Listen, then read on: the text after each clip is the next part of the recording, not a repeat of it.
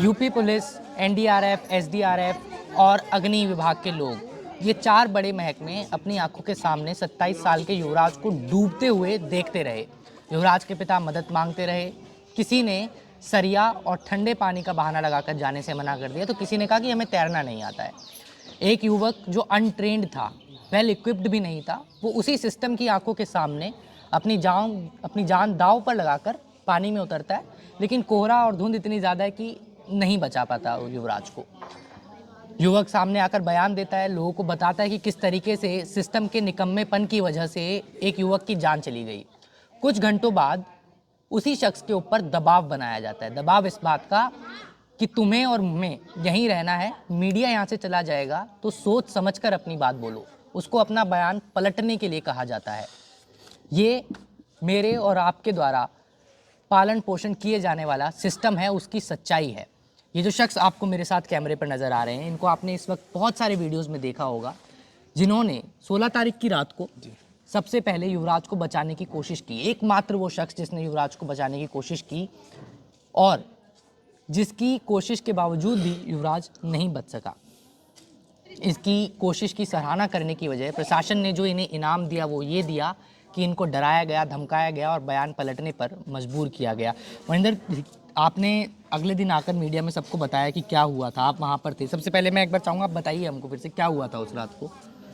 उस रात को जी, उस दिन ज़्यादा धुंध थी, कोहरा था। कोहरे में जो लड़का था वो गुड़गांव में सॉफ्टवेयर इंजीनियर था। हम सेक्टर 150 में टाटा सोसाइटी में रहते थे जी। तो उस दिन ड्यूटी से आते आते वो तो रास्ते में लेट हो गए, धुंध के कारण गाड़ी स्लो चली थी जैसे, तो रात को 11-12 बज गए। तो लेकिन उसको ये नहीं पता था कि मेरे सिस्टम के कारण, मेरे जो जितने भी प्राधिकरण हैं उनकी लापरवाही के कारण आज मैं अपने घर नहीं पहुंच पाऊंगा। वो मौके पर अपने सोसाइटी से 500 मीटर पहले ही मोड़ पर जो ज़्यादा धुंध के कारण वो तालाब में गाड़ी समेत गिर गए थे 11:45 पर। गिरने के बाद वो भाई बहुत ही कम से कम 2 घंटा जिंदे रहे थे। पूरा सिस्टम उन्होंने गिरने के बाद उस लड़के ने अपने पिताजी से कॉल किया कि पापा मैं किसी जोड़ में गिर गया हूँ, प्लीज़ मुझे सर्च कीजिए यहाँ पर आकर। अंदर से कॉल भी नहीं लग पा रही थी, बस वो एक ही कॉल हो पाई थी, पापा मैं जोड़ में गिर चुका हूँ, यहीं कहते पास में ही, प्लीज़ मुझे बताइए। ठीक है जी। आप कितने बजे पहुँचे? मैं पहुँचा था 1:40 से 50 के बीच में। ठीक है जी, मैं जाके देखता हूँ, लड़का मुझसे 5 मिनट पहले डूबा था।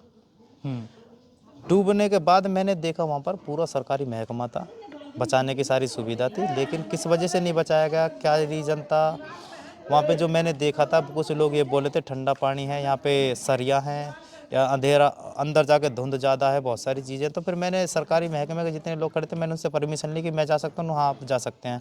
उन्होंने तो आप पे तैरना आता है? मैंने बोला जी आता है। उन्होंने ठीक है तो आप जाइए। उन लोगों को तैरना नहीं आता था? नहीं, ऐसा बोल रहे थे, फायर ब्रिगेड वालों को तैरना भी नहीं आता था। पुलिस वालों के पास ऐसे कोई संसाधन नहीं थे जो इतनी अंदर जाकर उस युवक को बचा सकते थे जी। लेकिन फायर ब्रिगेड तो पर्सनली इन्हीं सब चीज़ों के लिए तैयार की गई हैं। फायर ब्रिगेड, एसडीआरएफ, एनडीआरएफ जो भी है, जो पर्सनली ऐसे वक्त से लड़ने के लिए तैयार की गई हैं, और वो भी नहीं लड़ पा रहे हैं, तो फिर किस चीज़ से, किस तरीके से उस सिस्टम में वो घुसे हैं जी। वो किस तरीके से सरकारी पैसा ले रहे हैं, किस तरीके से सैलरी ले रहे हैं, ये एक बहुत बड़ा सवाल है। कि वो किसी को बचाने गए थे और उनको तैरना नहीं आता था, जो लोग बचाने गए थे। उन्होंने अपनी आंखों के सामने उस इकलौते बेटा को मौत के घाट उतार दिया, लेकिन अंदर उसको बचाने नहीं गए। लास्ट टाइम डूबते वक्त उसके वे लफ्ज़ थे कि पापा मैं मरना नहीं चाहता, प्लीज़ पापा मुझे बचा लो, पापा इनसे बोल दो गाड़ी अंदर जाने लग गई है, बहुत ही स्पीड से अंदर जा रही है, प्लीज़ पापा मुझे बचा लो, मैं मरना नहीं चाहता। अब सोच के देखो, उस बाप का इकलौता बेटा, और उस टाइम वो लफ्ज़ उस बाप से बोले होंगे जिस टाइम वो लाइव सुन रहे थे, उनके जी पे क्या बीत रही थी, क्या बीत रही थी। ये लफ्ज़ मैंने नहीं सुने अपने कानों से, ये लफ्ज़ लड़का के पिताजी ने खुद बयान दिए हैं कि लास्ट टाइम वो ऐसे बोला है मुझसे। लेकिन सिस्टम सब खड़ा खड़ा ये बोल रहा था कि रुके 2 मिनट, रुके 2 मिनट, करते हैं वो करते हैं। मैंने आने के बाद जब मैं 45-50 पे आया, मैंने इजाज़त ली, मैं अंदर गया। अंदर जाके मैंने खूब सर्च किया 30 से 40 मिनट उस भाई को, लेकिन मेरे आने से 5 मिनट पहले लड़का डूब चुका था।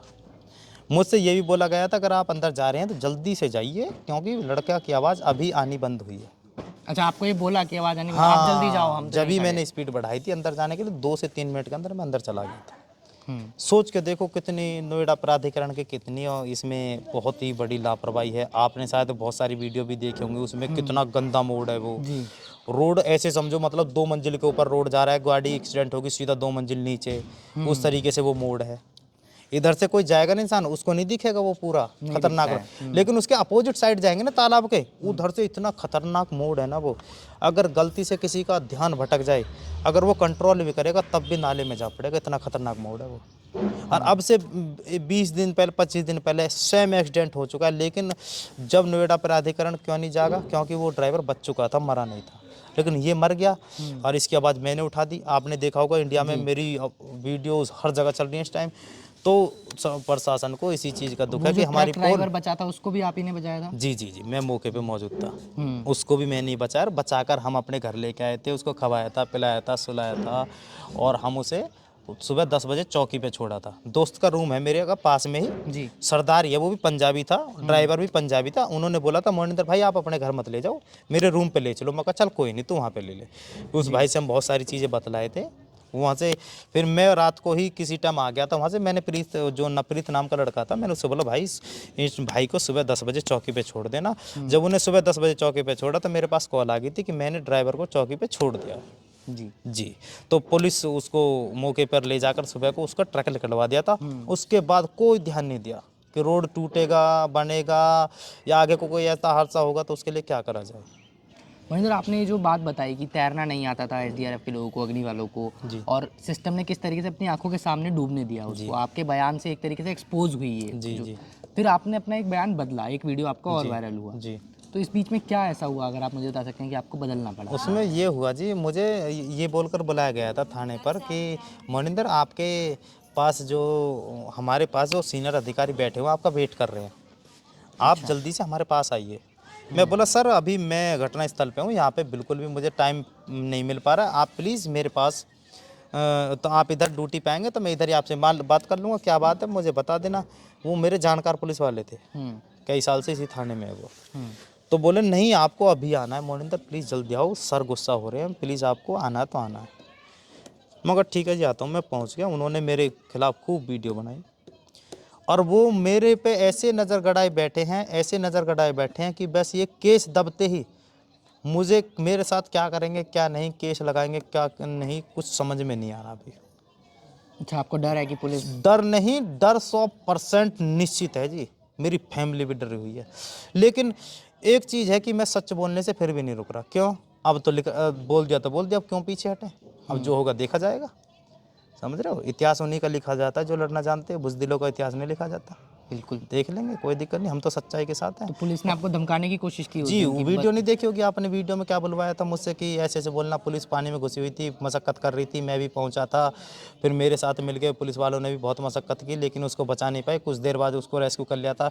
मतलब 15 मिनट में मुझ पर बुलवा भी लिया उन्होंने। मतलब 15 मिनट वीडियो में बोला था मैंने जो कि 15 मिनट में पुलिस आ गई थी, रेस्क्यू कर लिया था। और जबकि लड़का को पानी में गिरने के बाद लड़का के पिताजी को लड़का 30 से 40 मिनट के बीच में मिला था। इतना समय लड़के के पिताजी को ढूंढने में लग गया था कि कौन से नाले में, कौन से जोहड़ में पड़ा हुआ है।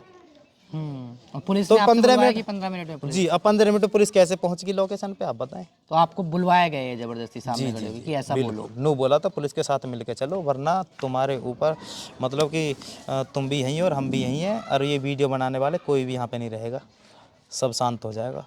सीधी सीधी धमकी है। मैं तो चैनल के माध्यम से यही कहूँगा कि देखो, जो भी चीज़ अगर मैंने सच्चाई खोली है, सच्चाई सबके सामने रखी है, तो जिस तरीके से मैं सच्चाई बोल रहा हूँ, साथ दे रहा हूँ, तो मेरी भी साथ देने का हक बनता है, सरकार का भी खुद का। ठीक है जी। पर मैं एक सच्चा काम कर, इतना अच्छा काम करने के बाद जहाँ 100 आदमी नहीं कर पाए वहाँ मैं अकेले ने कर दिया। जो 100 आदमी 1.5 घंटे 2 घंटे में नहीं कर पाए, मैंने अकेले ने वो मात्र 2 मिनट 3 मिनट के अंदर करके दिखाया। और फिर भी मैं डरा बैठा हूँ। ये तो कहना कि सिस्टम में बहुत ज़्यादा गड़बड़ी है।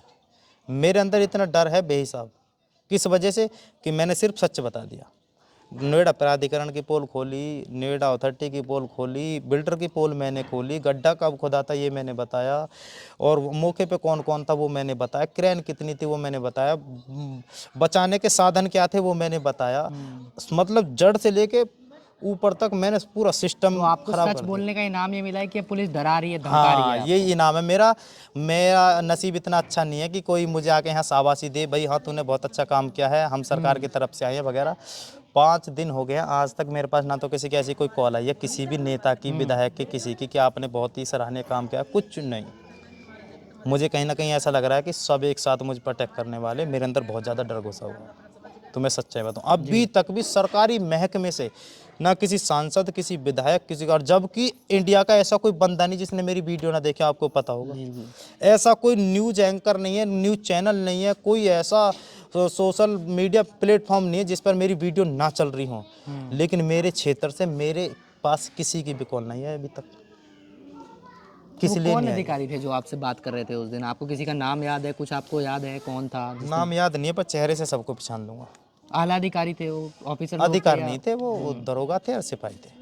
नॉलेज पार्क थाने के? अधिकारियों से नहीं मिलने दिया था, उन्होंने झूठ बोल के बुलाया था मुझे। नॉलेज पार्क थाने के जी जी दरोगा जी और जी सिपाहियों जी ने जी, आपको? जो हमारा थाना लगता है वो थाना नॉलेज पार्क है। जी। जी, और अभी भी वो वेट कर रहे हैं कि कब से कब ये केस ठंडा हो, धड़ाक देसी मोनिंदर को उठा के, और मोनिंदर को पूरी रात तरीके से पेला जाएगा, उस पर जितना भी गुस्सा वो निकाला जाएगा। कि तुमने सच कैसे बता जी, दिया? लेकिन अगर मेरे साथ ऐसा होता है तो कहीं ना कहीं इंसानियत बिल्कुल मर चुकी है, इंसानियत बिल्कुल ख़त्म हो चुकी है। चलो ठीक है, पुलिस गुस्सा में है, तो मैंने विधायकों की तो कोई पोल ना खोली, मैंने किसी सांसद की तो पोल नहीं खोली, हमारे यहाँ पे हर चीज़ है। अभी तक मेरे पास किसी की भी कॉल क्यों नहीं आई? क्या कोई इतना बड़ा कोई काम करेगा तब उसके पास कॉल आएगी कि वो धरती को एक घूसे में फाड़ देगा जब कॉल करोगे कि हाँ तुमने काम कर दिया, किसी ने नहीं किया। अरे जहाँ 100 आदमी काम 2 घंटे में नहीं कर पाए, उस काम को मैंने वो 5 मिनट में पूरा छान के दिखा दिया, अंदर दाग के दिखा दिया 5 मिनट में, और जाके भीतर 30 से 40 मिनट में उसमें घूमा हूँ। इससे ज़्यादा क्या करवाओगे? हैं? एक बार भी मेरी सपोर्ट में ये भी कोई कॉल नहीं किया अभी तक किसी ने कि मोनिंदर तुझे हमें पता लगा है कि तू दबाव में है, तू टेंशन मत ले, हम तेरी गैल हैं। किसी ने भी कॉल नहीं किया, आज 5 दिन हो चुके डीएम हैं। ऑफिस से कोई कॉल आया आपको कि पुलिस धमकाएगी तो आप डरना मत या इस तरह का? कुछ भी कॉल नहीं आई है, बिल्कुल भी कहीं से भी कॉल नहीं आई है, सब एक लाइन में खड़े हैं, सच्चाई बताऊं। लेकिन जो भी हैं आला अधिकारी, जो भी अपनी जगह सही हैं, जो मुझे अच्छा मान रहे हैं, जो कि सोच रहे हैं कि लड़के ने अच्छा काम किया है, तो मैं उनसे एक चीज़ कहना चाहता हूँ कि मैं बहुत डरा और सहमा हुआ हूँ, प्लीज़ मेरी मदद कीजिए, मुझे आश्वासन दीजिए कि तेरे साथ कोई गलत ना हो। लेकिन सीधी सी बात है, अगर जब कोई साथ नहीं देगा तो अकेला लड़ने के लिए तैयार खड़े हैं, जो भी होगा देखा जाएगा। जी नहीं, आपके साथ कुछ नहीं गलत होगा मोनिंदर। और डीएम जो हैं गौतम बुद्ध नगर की, मेधा रूपम, वो वैसे तो मीडिया से बात नहीं कर रही हैं। क्यों बात नहीं कर रही हैं? कोई अकाउंटेबिलिटी नहीं ले रही हैं, लेकिन ये वीडियो तो उन तक पहुंचेगा। और मेधा रूपम जी, ये आपकी जिम्मेदारी है कि आपके ज़िले का कोई नागरिक आपके ज़िले की पुलिस के खिलाफ सीधी एक कंप्लेंट फाइल कर रहा है। वो ये बता रहा है कि आपके ज़िले की पुलिस ने उसको डराया है, धमकाया है। इसलिए डराया धमकाया है कि वर्दी पहनकर दस्तखत करने वाले जो आपके पुलिस अधिकारी हैं, जो आपके थाने में बैठे हुए लोग हैं, वो अपनी ड्यूटी सही से नहीं कर पाए, और उनका सच इस शख्स ने बताया है। और उसके बदले में किस तरीके से उस पर दबाव बनाकर बयान बदलवाया गया, ये भी आपके सामने है।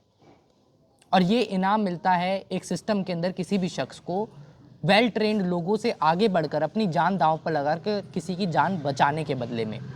वो पुलिसकर्मी, वो एसडीआरएफ के लोग, वो अग्निशमन वाले लोग जो वहाँ खड़े थे उस दिन, जो अपनी वर्दी पहनकर सुबह रजिस्टर पर साइन करने जाते हैं, ज़रा सोचिए वो खुद से नज़रें कैसे मिलाते होंगे। और अगर मोहिंदर के साथ किसी भी तरह का कोई दबाव आगे बनाया जाता है तो वो वाकई में एक कलेक्टिव फेलियर है पूरे सिस्टम का, एक और बार, कि एक शख्स जिसने अपनी जान दांव पर लगाई, सिस्टम की खामियों को एक्सपोज किया ताकि आगे से ऐसा ना हो, उसको बल्कि दबाव बनाकर पुलिस कर्मियों द्वारा, इन वर्दी में बैठे हुए गुंडों द्वारा ये कहा गया कि अपना बयान बदलो, आगे तुम्हें हमारे साथ ही रहना है। कैमरा पर्सन मदन लाल के साथ मोजो स्टोरी के लिए हर्षित शर्मा की रिपोर्ट।